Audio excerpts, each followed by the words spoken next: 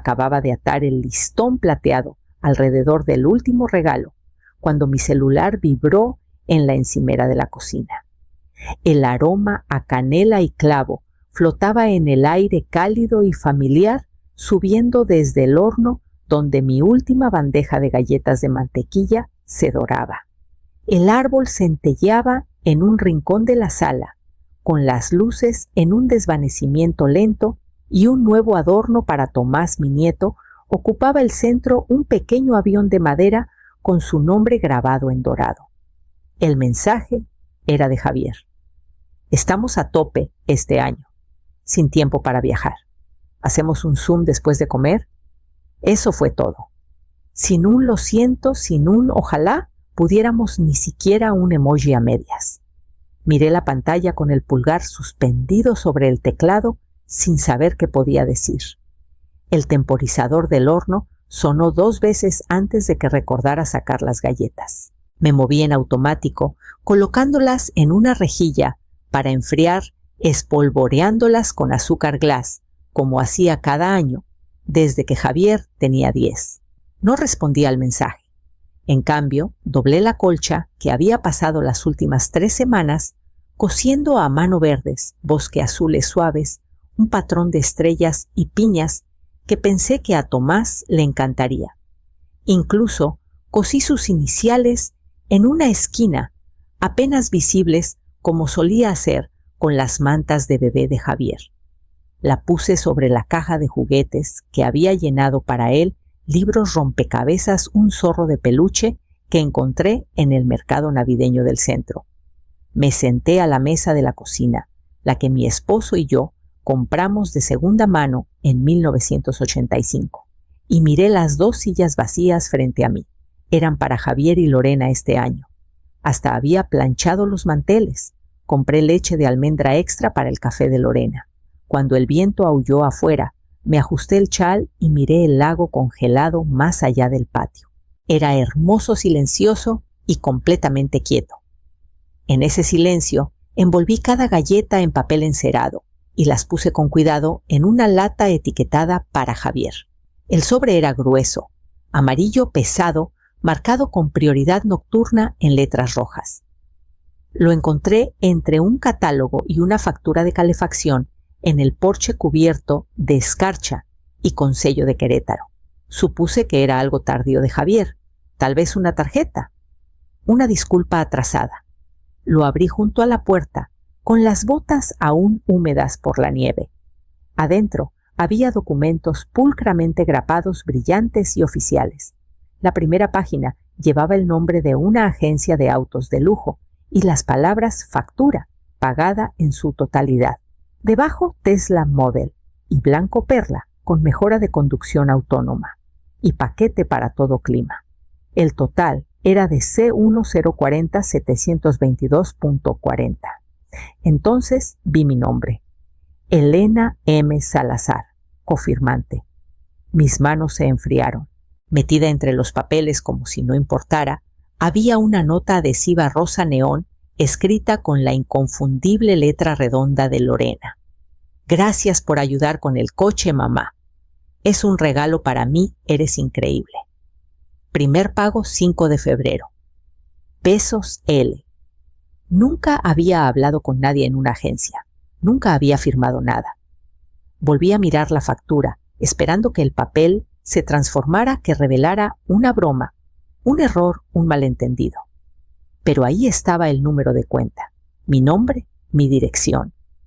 Me senté a la mesa de la cocina y leí el documento del préstamo línea por línea, buscando algo que se me hubiera pasado. Cuando llegué a la parte de mi firma, contuve el aliento. Ahí estaba digital ligeramente inclinada, pero no era mía. Imitaba mi letra, pero el ángulo estaba mal, los bucles demasiado perfectos. Javier había copiado mi firma una vez en 3er grado para librarse de una tarea perdida. No había mejorado mucho. Esperé una llamada, una explicación, que Javier preguntara, confesara o se disculpara. No llegó nada. En cambio, 2 horas después, recibí una solicitud de transferencia por C7792.80 etiquetada como Seguro Tesla. Tenía un emoji de gorro de fiesta. La eliminé y me quedé quieta un largo rato. Luego tomé mis lentes de lectura y abrí la segunda página. Los números en la página se difuminaron mientras estaba sentada a la mesa con el préstamo del Tesla aún frente a mí. Pero no era la cifra de C1 o C40. Lo que me inquietaba era darme cuenta de que esto no era nuevo. Solo era el ejemplo más grande hasta ahora. Cuando la startup de Javier colapsó hace 5 años, me llamó desde un bar en la azotea de Guadalajara, susurrando que había agotado 3 tarjetas de crédito y no se lo había dicho a Lorena. Le transferí C$120,000 esa tarde. Sin preguntas, solo pánico silencioso y amor. Cuando Lorena terminó en urgencias, tras uno de los intentos de FIV, me enviaron la factura.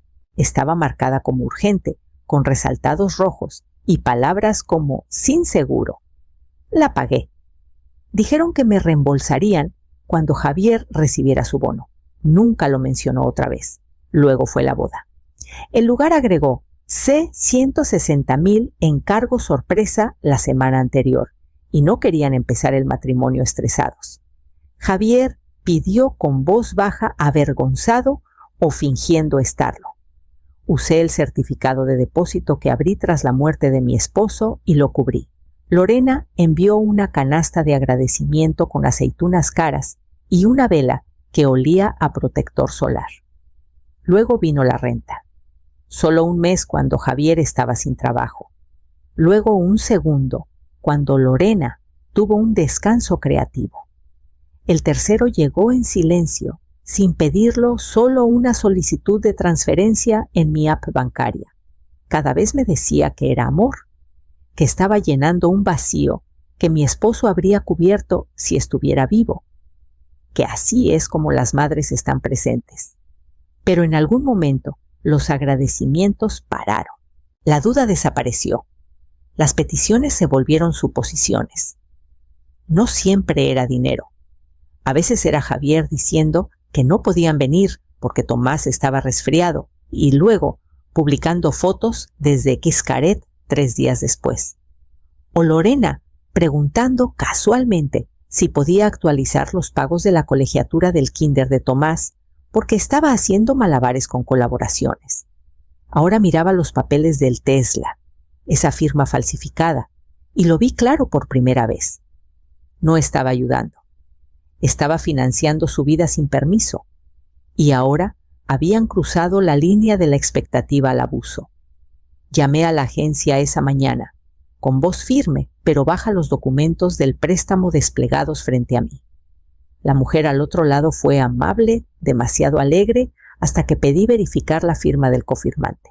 Hubo una pausa, luego el sonido de teclas. Sí, dijo tras un momento. Recibimos la firma por DocuSign, con fecha de hace 2 semanas. Parece que se firmó desde una IP registrada en San Pedro Garza García. ¿Pueden enviarme una copia de lo que recibieron?, pregunté. Por supuesto. Llegó 5 minutos después. El archivo digital se abrió con un clic y ahí estaba mi nombre garabateado en bucles perfectos con una curva ligeramente artificial en la M mayúscula. No había firmado nada, ni a mano, ni en línea, ni por teléfono. Alguien había tomado mi nombre y lo usó como sello. No llamé a Javier, no podía. No confiaba en lo que diría, pero él me escribió esa tarde. ¿Recibiste la factura, verdad? Pensé que sería más limpio si venía directo de la agencia. Solo cúbrelo mensualmente. Es más fácil así, sin saludo, sin pregunta, sin disculpa. Miré sus palabras, cómo hacía que todo sonara tan casual, como si fuera un encargo familiar rutinario que acepté hace meses. Escribí una sola respuesta no. Menos de 5 minutos después, llegó un mensaje de Lorena. Ya es público, Elena. Publiqué un post de agradecimiento. No hagas esto incómodo. Adjuntó una captura de pantalla, una foto de ella abrazando el Tesla en su entrada vestida de blanco a juego con el coche. El pie de foto decía: no puedo creer que mi suegra nos regaló un coche, se porta bendecida, Sota sueño cumplido, sota familia primero. Tenía cientos de likes y docenas de comentarios elogiando mi generosidad. Me senté despacio presionando los dedos contra el borde de la mesa, anclándome contra el calor que subía detrás de mis ojos. Me habían borrado y reemplazado y ahora desfilaban con la mentira como si fuera una medalla. A la mañana siguiente, mi celular no paraba de vibrar. Notificaciones de personas con las que no hablaba en años. Vecinos antiguos, excompañeros de trabajo, incluso alguien de mi club de lectura que se mudó a Tijuana. Todos querían decir lo mismo. ¡Qué mamá tan generosa! Eres increíble, Elena. ¡Wow! Un Tesla. Eso es amor de otro nivel. Mi bandeja de entrada estaba llena de correos con asuntos como ¡qué lindo! Y ¿de verdad les compraste eso? Algunos mensajes parecían genuinos, otros solo curiosos. Los peores eran los que me felicitaban por finalmente recibir el reconocimiento que merecía. No respondí a ninguno. Carmela me llamó esa tarde mientras doblaba ropa. Su voz estaba tensa entre admiración y sospecha. ¿Por qué no me contaste lo del Tesla?, preguntó. Sé que los has ayudado antes, pero esto es... ¿bueno, mucho? No tenía energía para explicar. Solo dije que no le conté a nadie porque no había nada que contar. Hizo una pausa, probablemente sin entender, pero lo dejó pasar. Esa noche entré a Facebook y eliminé mi cuenta en silencio. Puse mi Instagram en privado y borré cada foto etiquetada que Lorena había publicado, desayunos filtrados, cenas de cumpleaños posadas, pies de fotos sobre amor familiar que ya entonces se sentían vacíos. Puse el celular boca abajo y me senté a la mesa con las luces apagadas. A través de la ventana, el lago estaba congelado plateado bajo la luz de la luna. Intenté recordar la última vez que Javier vino a visitarme sin necesitar algo.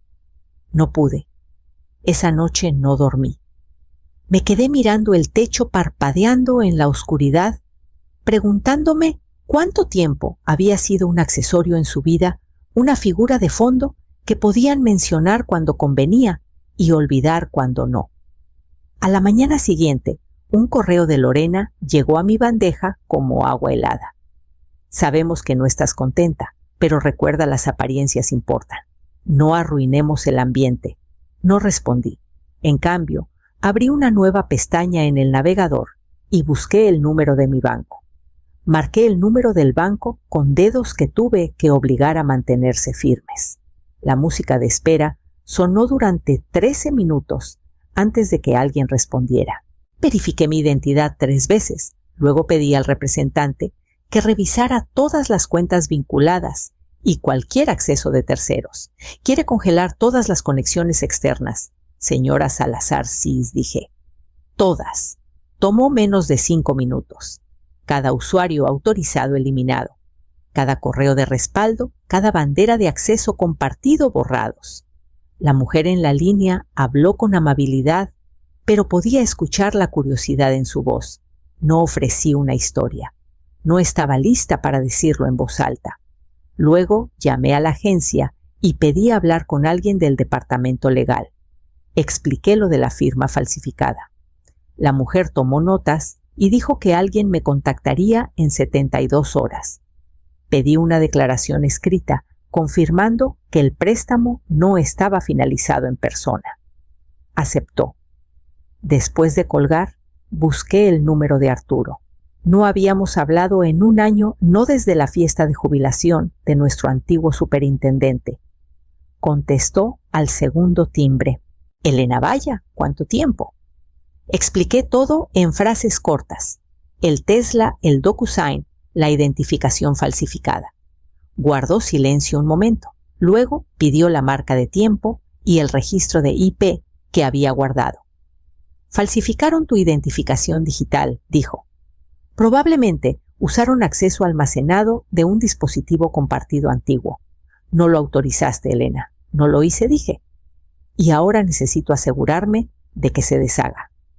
¿Quieres un consejo? No ir. Quiero resultados. Esa noche llamé a la oficina de financiamiento de la agencia y pedí hablar con un supervisor.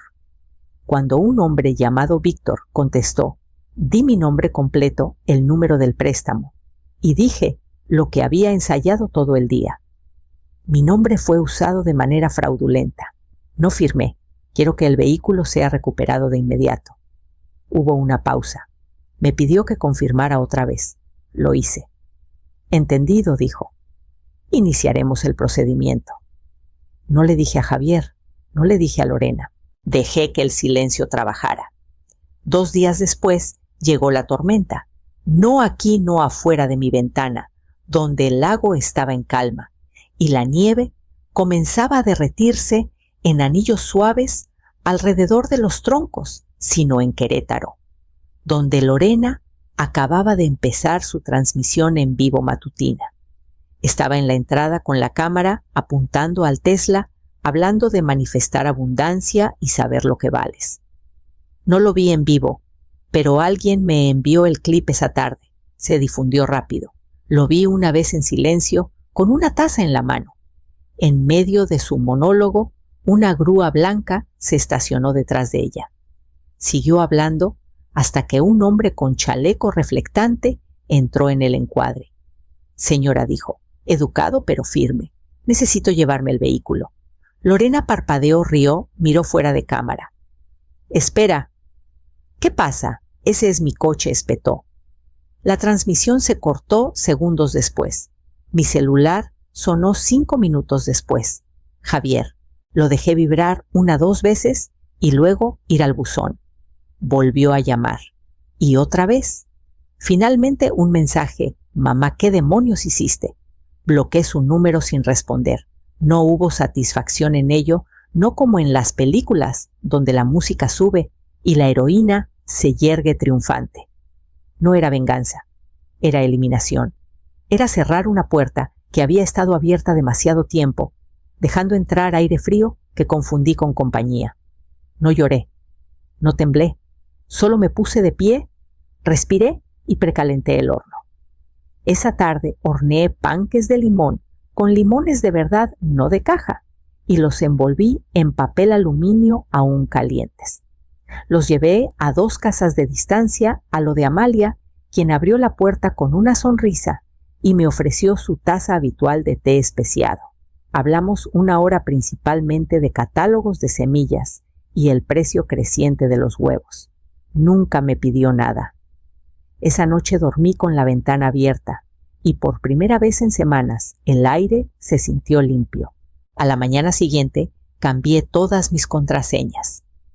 Después de que se llevaron el coche y el ruido comenzó a asentarse, me pregunté qué más habrían intentado tomar.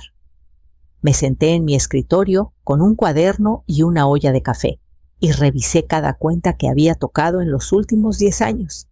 Mi cuenta de cheques, mis ahorros, la cuenta de la cooperativa de crédito que mantenía solo para emergencias, la correduría que rara vez abría, excepto para verificar los bonos que Héctor había establecido para mí antes de fallecer.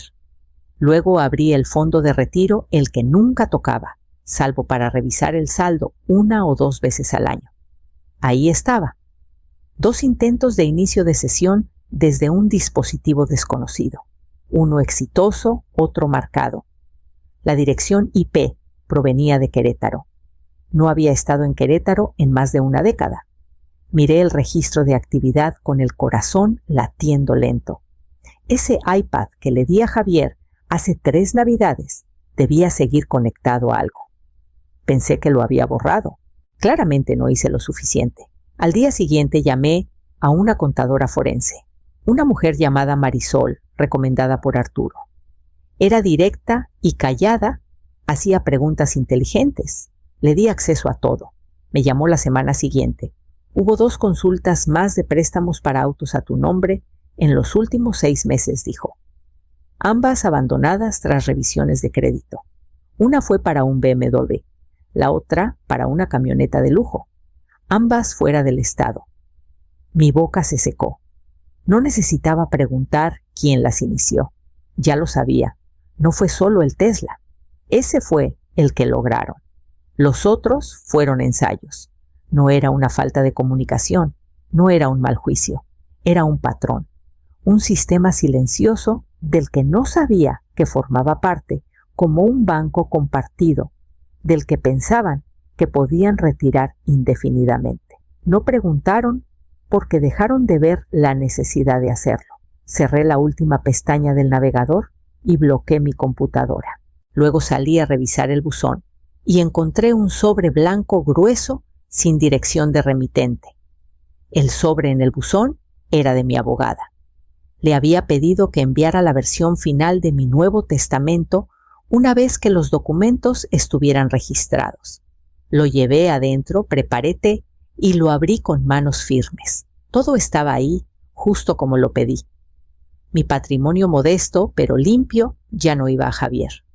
En cambio, se dirigía a 3 lugares: un fondo de becas para chicas adolescentes que persiguen carreras en ciencias e ingeniería, la Biblioteca Pública de Puerto Azul, que estaba a punto de perder su financiamiento estatal, y el refugio de animales de Amalia, que funcionaba con donaciones y dedicación y poco más. También había un sobre aparte dentro, una nota que se entregaría a Javier solo si algo me pasaba. Decía: la familia no es quien te factura, es quien te protege. Sin explicación, sin disculpa, solo claridad. Lo sellé, lo guardé en la carpeta y exhalé. Esa noche alguien me reenvió otro video de Lorena. Estaba llorando en cámara, con el maquillaje lo justo corrido, sentada en la misma entrada donde antes estaba el Tesla. Algunas personas destruyen a su propia familia por dinero, dijo entre lágrimas. Supongo que no nací lo bastante rica para su amor. Hizo una pausa, miró a la lente, como queriendo que alguien cualquiera la rescatara. Salí del video y cerré mi laptop. Luego abrí cada una de mis cuentas sociales y una por una las eliminé. No desactivadas, eliminadas, borradas. No había necesidad de explicar mi versión. Las personas que importaban ya la conocían. Los demás ya habían decidido. Y no tenía nada más que probar. Cuando cerré la tapa de mi laptop, la casa se sintió silenciosa de la mejor manera. Sin ruido, sin actuación, solo el ritmo de mi respiración y el suave tintineo de la taza contra su platillo. Me puse de pie, la enjuagué en el fregadero y apagué la luz de la cocina. Por la mañana me encontraría con Amalia en el refugio. El viaje a la cabaña de Amalia tomó poco menos de 3 horas, serpenteando por pinos cubiertos de nieve y caminos montañosos tranquilos que parecían sacados de una postal. Sus sobrinas Clara y Sofía iban en el asiento trasero con una lata de galletas en el regazo y un altavoz Bluetooth, tocando jazz navideño suave. Cuando llegamos la cabaña ya estaba cálida, con la chimenea encendida, el aroma a pino y canela en cada rincón. Desempacamos nuestras maletas, apilamos leña y pusimos los bocadillos que trajimos. Más tarde, asamos malvaviscos sobre las llamas con los rostros iluminados de naranja y dorado. Amalia sirvió sidra en tazas desparejadas y contó historias de su infancia, haciéndonos reír hasta olvidar la hora. En un momento me miró por encima de su taza y dijo: «Estás más tranquila de lo que nunca te había visto». Asentí, envolviendo los dedos en el calor de la taza.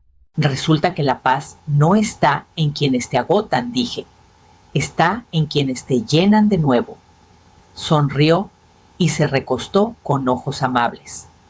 Cuando llegó la medianoche, nos paramos en el porche envueltas en mantas y vimos los fuegos artificiales estallar en silencio sobre los árboles. Rojos, verdes y plateados pintaron el cielo, cada destello breve pero hermoso. Levanté mi vaso de sidra y dije sin actuación ni ceremonia por los límites y por saber decir no. No había celulares vibrando.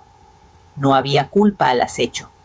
No me pregunté qué estaba haciendo Javier o si Lorena estaba filmando algo dramático bajo luces brillantes. Ya no sentía enojo. No me sentía pequeña. Solo me sentía libre. Y en esa libertad Vi la verdad silenciosa que había estado rodeando durante años. A veces alejarte no es el final, es el comienzo de una vida que ya no tienes que explicar ni disculpar.